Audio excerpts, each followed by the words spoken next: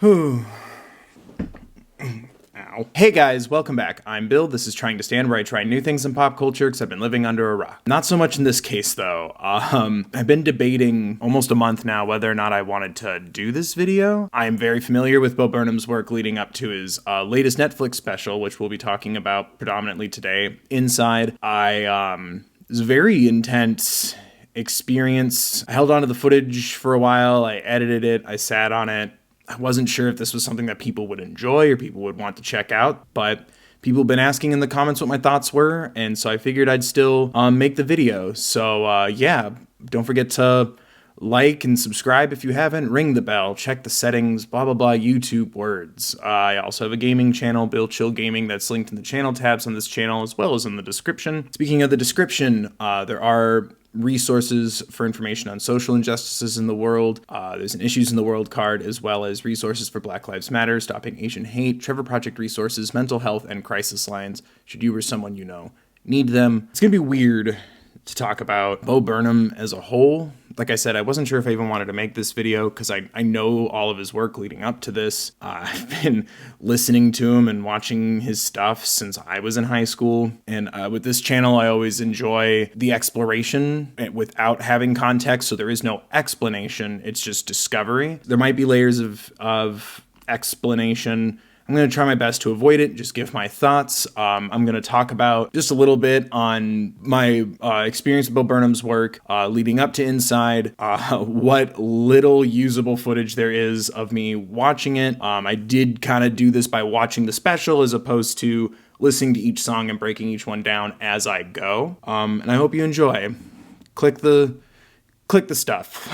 I just want to start with, however you take this in, as long as you are good to yourself and others, is totally fine. I don't know. I have a really hard time talking about stuff that I'm already so attached to. Again, I enjoy the exploration of my content when I talk about stuff as opposed to an explanation. I can't believe I still have it. This is his first album. I got it in high school for Christmas. What up, children? These are called discs. I also have his book, Egghead, his book of poems. Not a sponsor, but I highly recommend you check them out if you're interested. Who knows? Maybe if people like this and want a sequel, since I already know all of his work, maybe we'll do a dramatic poetry reading night. Is that still copyright? I need to look that up. But yeah, I got into his stuff. I was like 15 or 16. Some friends had showed me his videos. I really connected to them. They were both very funny, but also not to excuse or look over the problematic elements in his work. I'm not going to defend anything. Going over his previous stuff just to kind of reflect on everything while I've been setting up my own studio and figuring out my own stuff, it really illuminated how much his work has resonated with me.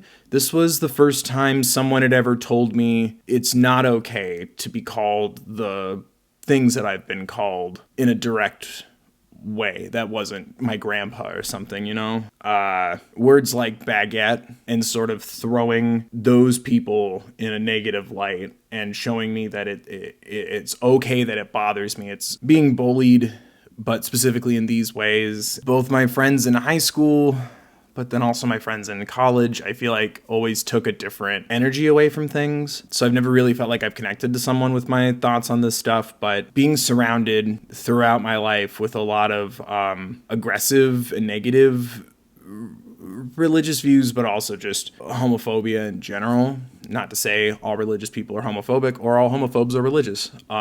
This really was the first time someone showed me, no, just because someone's speaking with this illusion of knowledge and authority doesn't mean they're right. I'm not going to hell because my parents are divorced. I'm not going to hell for doing plays and musicals. Even if they're joking, it's not okay. Because I saw the condemnation in a lot of Bo Burnham's earlier work of people with those mentalities, and it gave me a refuge to push back on my own on those thoughts. Then as I got older and more of his work started to reflect social issues, stigmas that we hold up to each other, jokes about mental health, and it took a long time for me to realize that those moments resonated with me for more direct reasons.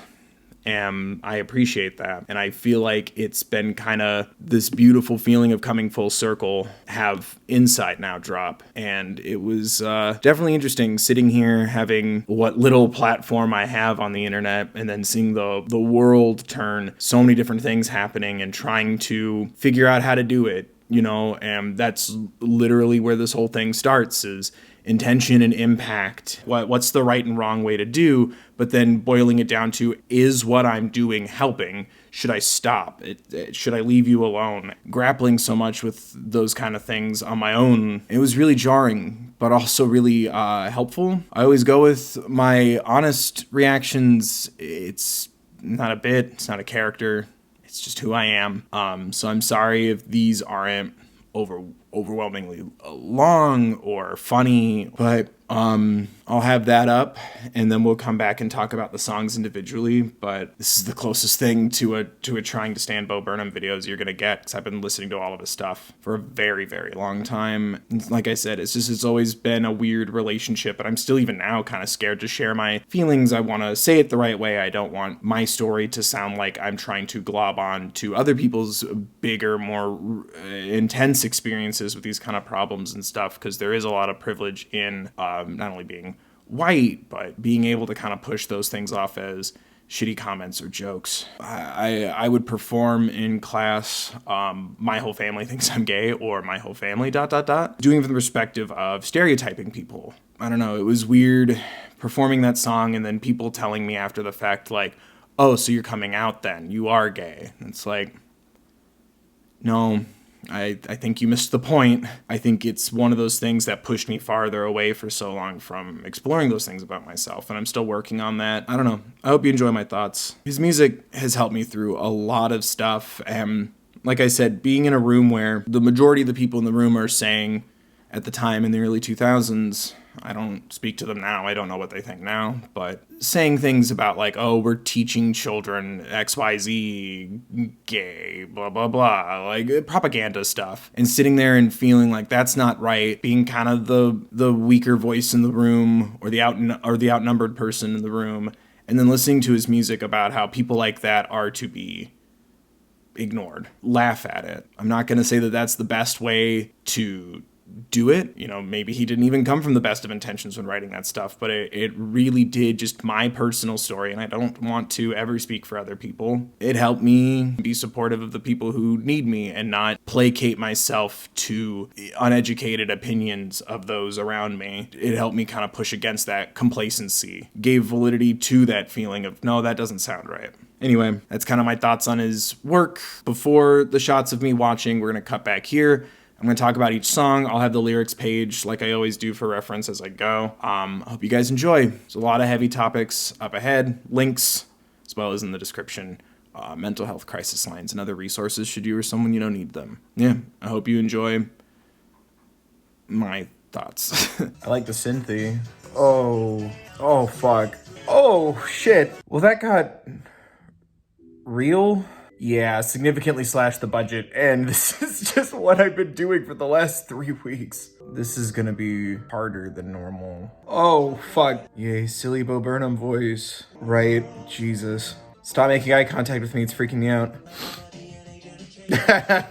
Yeah. Important jokes that will help everyone. Jesus. Oh, fuck. This is cutting way too deep. To distract me from wanting to put a bullet into my head with a gun. So, yeah, thank you. Fuck. It's Socko. Jesus. Yeah, Socko knows what's up. Fuck. Oh my god. F in the chat for Socko. The logo is thinking outside the box. And sell Butterfingers. I want to go home. Mom, come pick me up. I don't want to stay for this sleepover anymore. Why the blue rose? Oh, the dimension's going back. The pumpkins. Oh, shit. Yeah, I guess that is the modern working class struggle, or a new facet of it. That's funny. Hey, everybody. I'm ready to go. And let's go. Uh-oh. There's so many songs in the past about working class jobs, but not a lot about the labor exploitation of the modern world. So that's the idea. Uh, Shorter I told you. Oh, my head hurts. Should I make this video? Holy shit, dude. It's just him. It's a cycle of him just judging himself. And I hope you enjoyed it. I did not. Me, Jesus. Oh. Oh no. Oh shit. And now you're overthinking it. I hope you cleaned your phone first. Thank you for watching my content. As you guys know, Sir. Fuck, dude. Fuck. It's him or it's Jeffrey Bezos. Or picture of a dick. Fuck. Ooh, Jesus. Holy shit. You can't keep whiplashing me like this, man. But harder, daddy. Thank you. Oh, good. Oh, fuck. God, that was good. Oh, no. Oh, fuck. you must not be turning 30 for years. Or 60 seconds. So Fuck, dude. Oh, shit. Alright, well, I now have a new favorite representation of the passage of time, and it's a light revolving around a nearly naked Bo Burnham. Okay, bye, lighting. I need to make myself laugh. This is too real. It's getting way too real, man. Come on. It's fine. Feel what you're feeling. Jesus. I don't want to kill myself, and I'm not going to kill myself. Okay, thank you.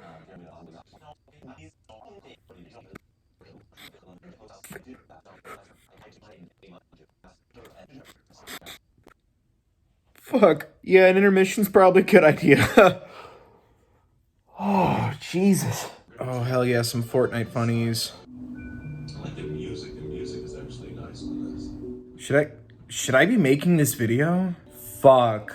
Chat saying try the door, just go outside. I don't think it's gonna be that simple. Holy shit. I am not feeling good. Wake up and Yeah.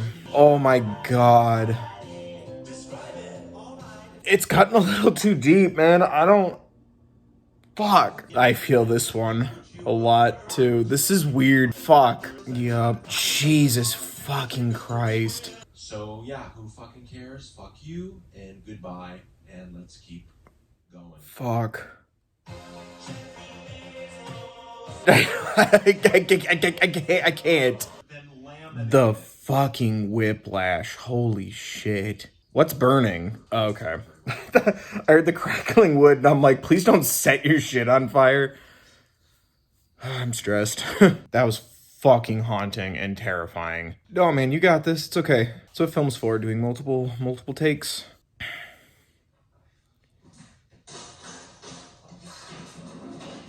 This is getting really, ooh, it's just cutting really deep. Like, thank you. The music is lovely. Like, what you've made so far has just been brilliant given what you have to work with internally and externally. He's literally scoring it in real time. Man, it's gonna be really fucking weird to edit this while he's editing that. Holy shit, the fucking squint at the off camera and seeing Bo Burnham's final cut is trippy. Fuck! Oh, please open it and don't close it. Please don't close it. Please don't close it. Yay. Right? Once you publish it and upload it, you can't go back and change it. Thank you for putting resources at the end. Holy shit. I got a lot to unpack with that, but I thought it was really well done and raw, and thank you for creating that and sharing so much of that.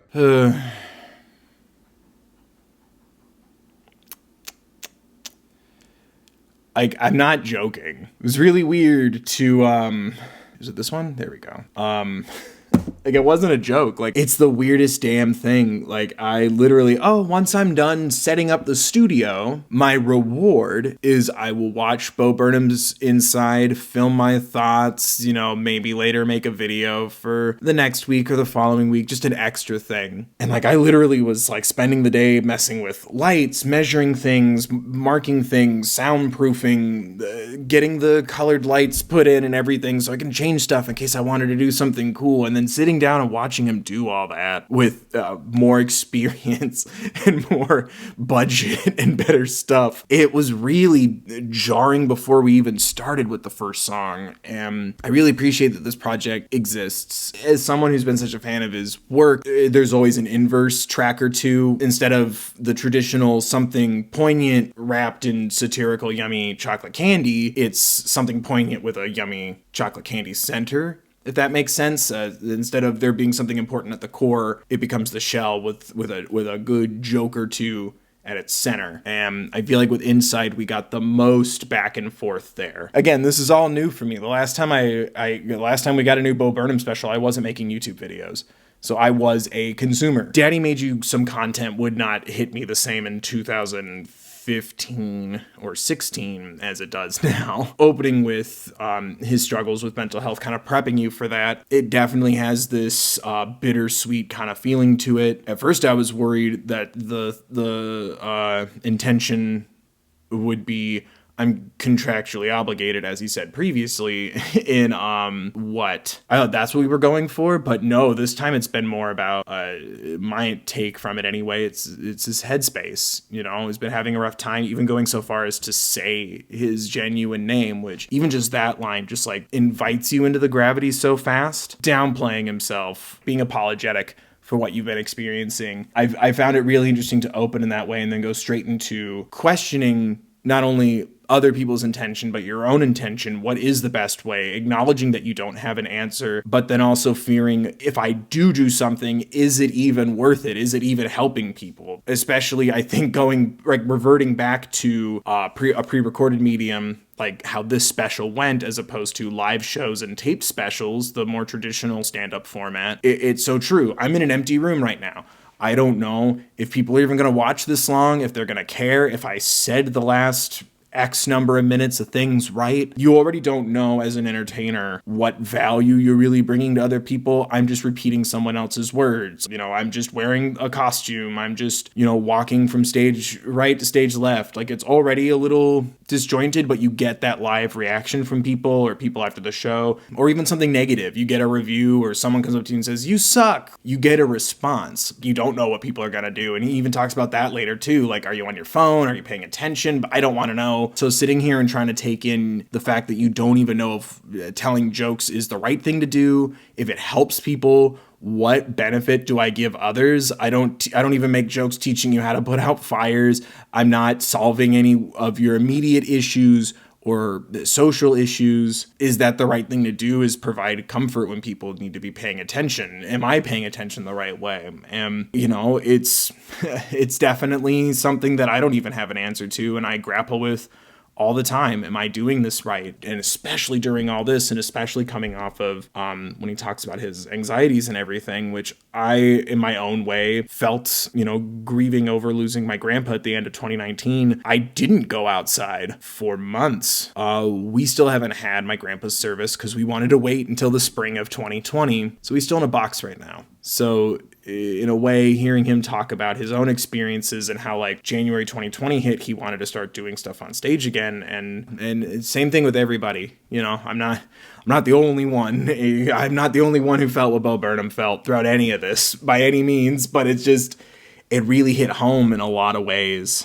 And just starting on this notion of, should I be joking at a time like this? And then even reflecting on, my jokes don't save people from fires, medical emergencies, injustices, and social issues. Like, am I even providing a real service here. There's something about that resignation and then the light show kicking on where he's like, I know what I've got to do. I'm healing the world with comedy. Like, it hurt. But then we go straight into FaceTiming with my mom, which is a very fun video, but I think it also kind of like sexting brings up a level of frustration and disconnect in your relationships, not only during the pandemic, but also leading up to it. Going through the medium of your phone, whether it's poor communication or poor connection, technologically or within your relationship, I think just kind of talking on how grating it is to keep relationships alive while focusing on yourself in isolation, but then also being isolated from the people you care about. I found both of those times like really interesting and like adding that comedic lens to it kind of felt like already taking in the lesson from the intro with comedy, where it's like you can feel that intention of, like I said, like fun candy on the outside, something poignant on the inside, slowly taking you through those processes, because we go from FaceTime with my mom, which felt really silly, even though there's also like a cold visual and isolated feelings to it. And even the song itself has a very melancholy kind of vibe. It still has a very goofy element throughout that I really enjoyed. And then also the conversation's not having any weight to it. Like, what do we even have to talk about? But wanting to still keep everything alive, but also you don't have anything to contribute. Your family doesn't have anything to contribute. Why is your hair wet? I took a shower. The Sacco song, How the World Works. I think that one being more direct after talking about wanting to figure out how to handle all these big issues, most of which don't directly impact you, but still wanting to reflect and speak on those things and still wanting to illustrate those things in an entertaining fashion. And I think this one really nailed it, especially talking about the person who's neglectful, Bo Burnham's character being like, wearing the sweater and being kind of in this make-believe everything's fine Candyland, the norm of how things are expressed, not only to children, but people all ages. And then having Sacco not only be the voice of reality, the blood in our history, the way our education system works, but then silencing Sacco and reminding Sacco of the hierarchy of, I can remove your life. I have power over you. I will send you back to that state of not being alive that's similar to sleep paralysis. Like, no, I don't want to go back.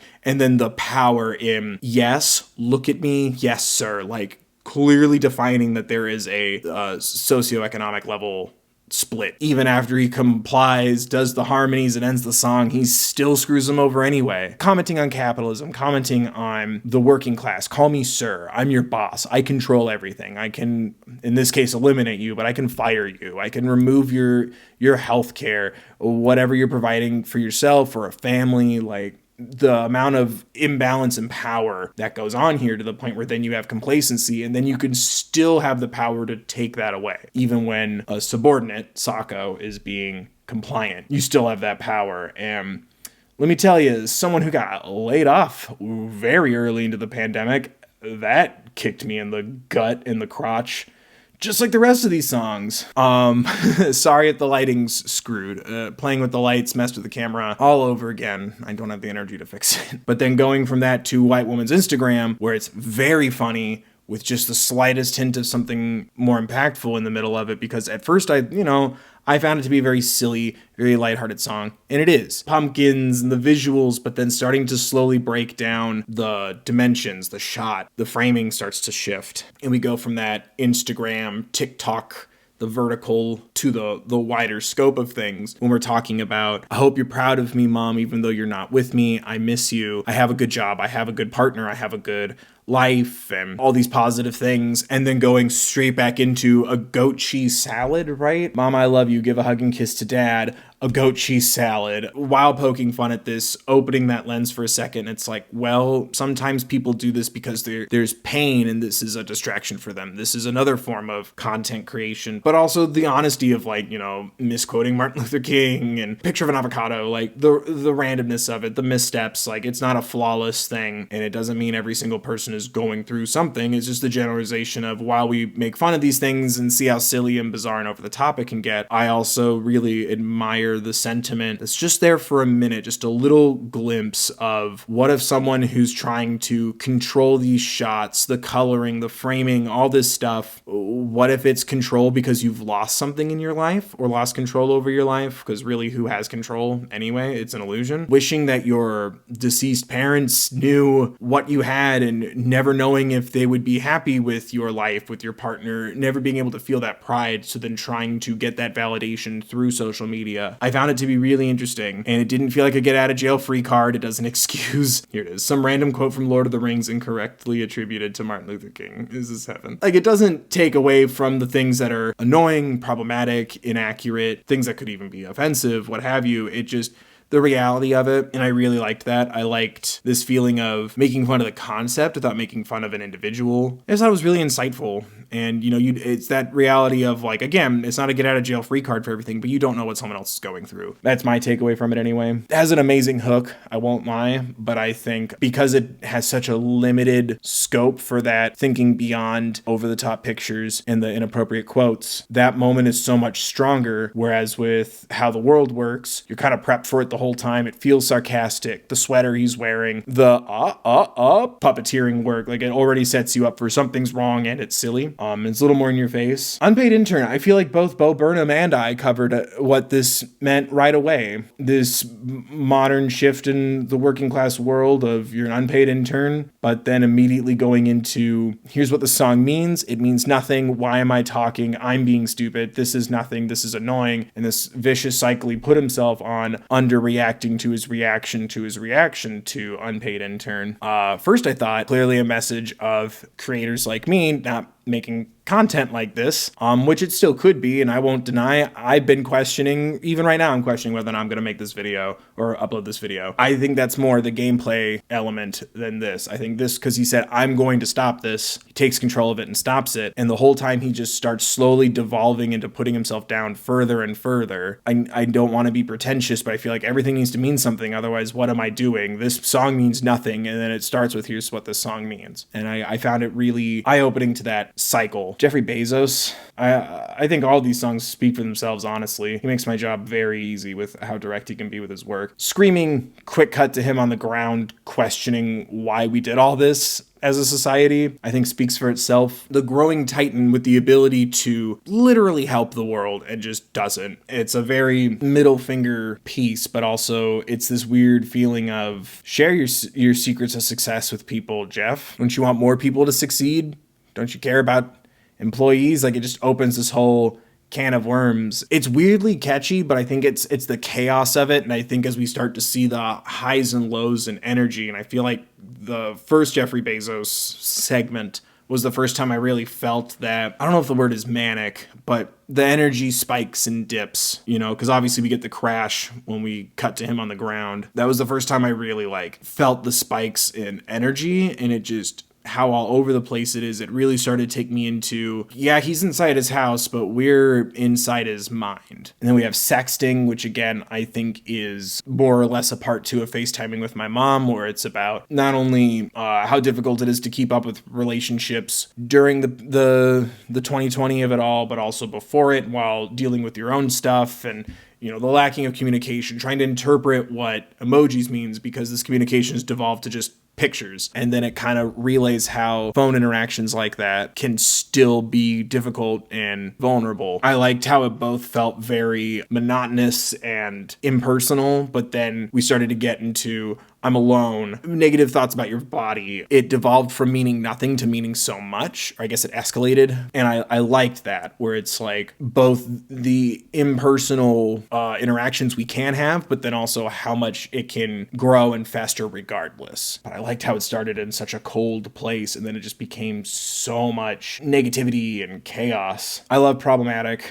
I think it's funny. I think it's very direct, but I also like that it's illustrating your flaws, your mistakes, your missteps, addressing things, but also owning up to it in the hopes of being constructive. And I appreciate the ownership there. Setting it to like a workout montage. Like, I loved, first it made me think like, oh, it's somebody working to improve themselves through a montage, time, like forcing the illusion of time going by, which I think at one hand it is. It was interesting, like talking about the Aladdin costume, and I did not darken my skin, but it's still kind of weird to think about. It's like, it's still messed up. While addressing that, we kind of acknowledged how low the bar has gone to to, well, I didn't darken my skin, which good, please don't ever do that. Illuminating that that's an issue and seeing how low the bar is set to, there's almost like less room to talk about dressing as Aladdin when you were, 17? We're not even talking about how inappropriate the costuming was or what the headspace was of the person. It's just even like, well, it wasn't literal black or brown face touching on that fast. Like, it really just put me in this place of, is the bar that low? Where, look at the examples around us. Like, it's gross. Like, it's a lot. 30 is, again, a very direct song, and I think we've left the realm of metaphor.